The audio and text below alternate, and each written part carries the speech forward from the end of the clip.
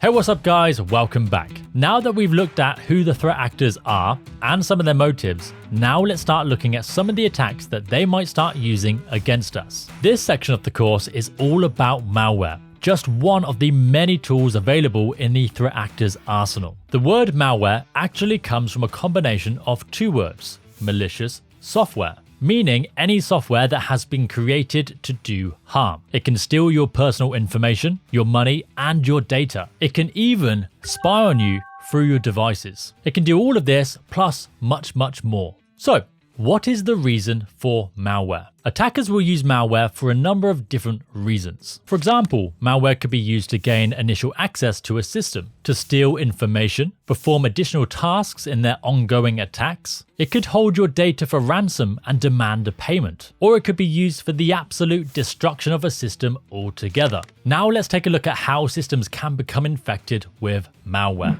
Now this can happen in several ways. One of the most common ways is by email. Emails can contain the malware itself or malicious links to download it. Another way is through malicious websites. Some websites may trick a user into downloading the malware. This could be an enticing looking game or a program to download and install. Some websites, however, can even install the malware automatically using a technique called a drive-by download. This takes advantage of a vulnerability in the user's web browser that allows the malware to download without any interaction from the user. USBs can also contain malware.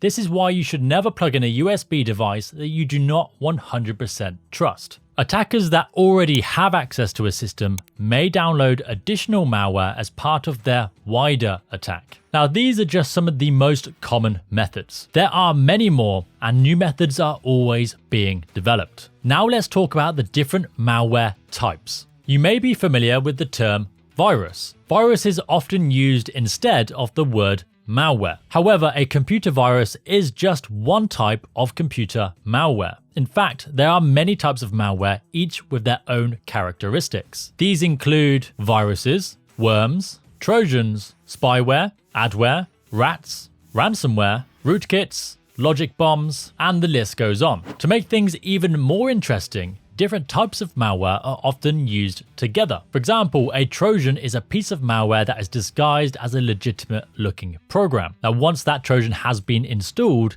it can open the door for additional malware, such as ransomware, which will encrypt a user's file and demand a ransom for their release. Or it may install spyware, which secretly monitors a user's activity and then steals sensitive information. This video is part of our Security Plus in 31 Days course. If you like this video, you are gonna love the full course. Not only does it cover each exam topic in simple and easy to understand videos, but it also provides hands-on labs.